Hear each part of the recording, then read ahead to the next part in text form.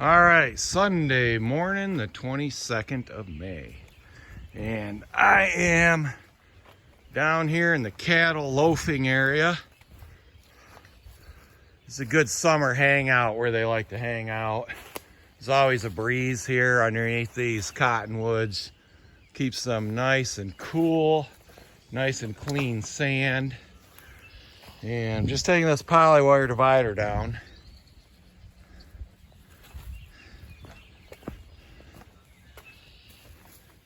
And am going to open up pasture finally. I've kind of delayed it about a week. We had a pretty short growing season, slow growing season to start with. Pretty cold out. And then combine that, I had some hay. And I also decided to keep most of the herd here on this main farm for the summer. Because I've got a couple smaller pastures I take some of the brood cows to, but they're mostly swamp ground, and really I've discovered I've overgrazed my canary grass too much. Canary grass does not respond real good to grazing, to high pressure grazing, and I've pretty much, I think, just overgrazed it. And we've got one farm, a bunch of bulrushes and sedges coming in. They eat that stuff if they're really hungry, but they do not perform well on it. It's not real palatable, and I'm not able to really take that many cattle to these farms. I didn't think it was worth all the labor to haul them out there. And then the big thing is in the fall, rounding them back up with the calves. And so I decided go this route, keep them here, and instead of spending all my time driving around these different farms checking on cows and calves, I will be more judicious on managing the grazing here and just rotate them more, which I really don't do. I don't have time, and just get more bang for my buck here. So I let this ground recover a lot more because I'm going to have more cattle here. With the intent, I'm just gonna plan to manage this pasture a lot better than I have in previous years.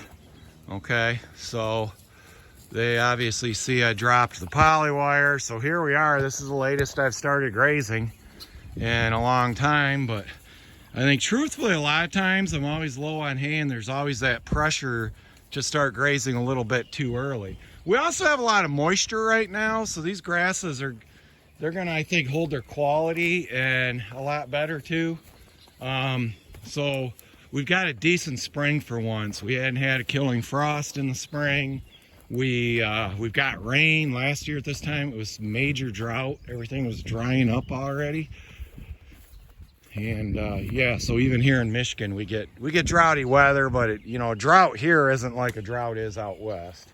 There's still no comparison, but we actually do get the least amount of rain this side of the Mississippi.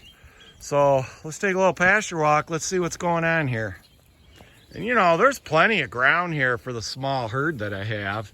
It's just it's scrub ground, so you gotta, it's not like this is very marginal ground. You can't use this for anything else besides grazing, really. And really, this is ideal cattle habitat with the topography and stuff. I mean, they really don't need, they don't need nice quality hay ground type pasture. Although obviously it's nice if you have it, but just a lot of this ground just seems really, really ideal for them, really. Just need a lot more of it because the productivity isn't here. But when you're on crappy ground like this, they do end up utilizing and eating stuff that you never would really think they would eat. I used to have cattle on a really nice farm, and I had cattle on this farm, and the other farm was kind of like a hayfield pasture.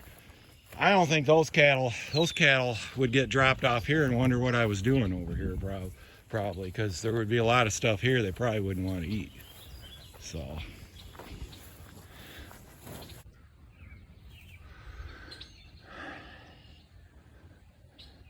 and you can see there's grass in here. It's about as tall as this stuff gets in this part of the farm.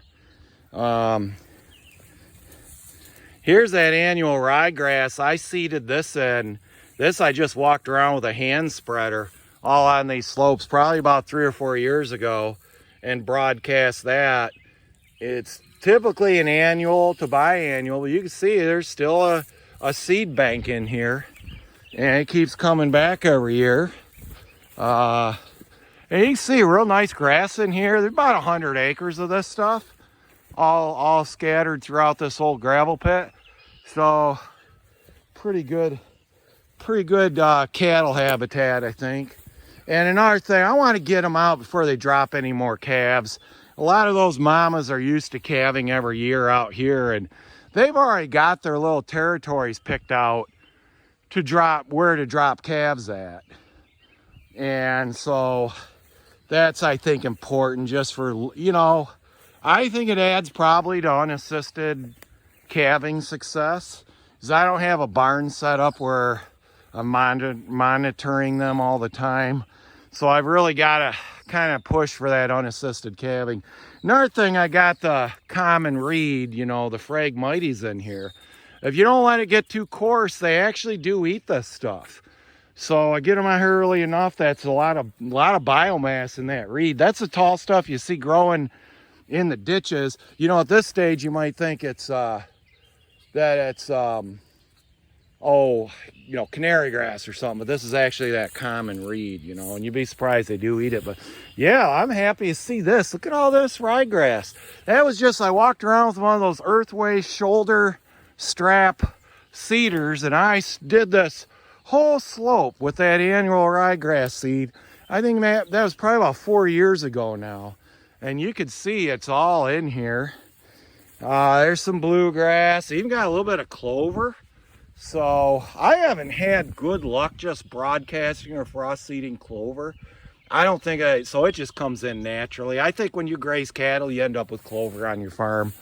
I haven't had great luck. Like, I mean, some comes up, but I don't get the bang for my buck.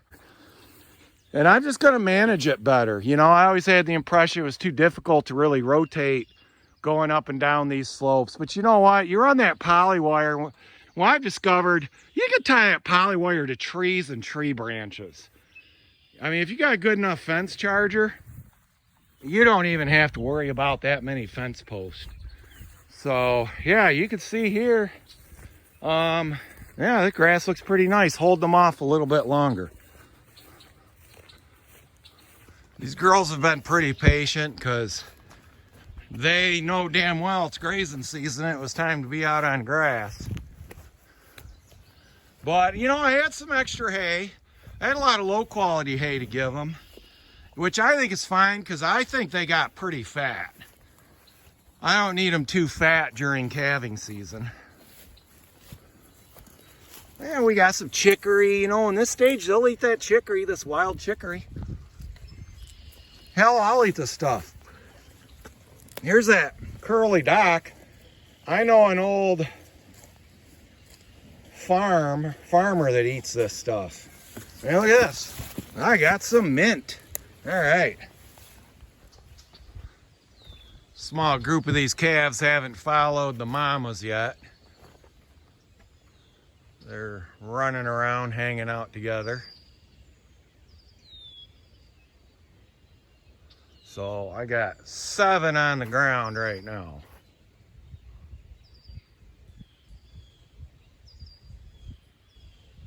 Somebody's not happy. Brought him over here yesterday. Yeah, I know. This guy's own little private pasture for the summer. Oh, first week August. Get him out. You know, he's not real happy right now. But you know, bulls do pretty good on their own. As long as there ain't no cows around. There are no cows for long ways around here. He got all this grass. Look at that grass. Chuck full. He's gonna be fat by the end of the summer.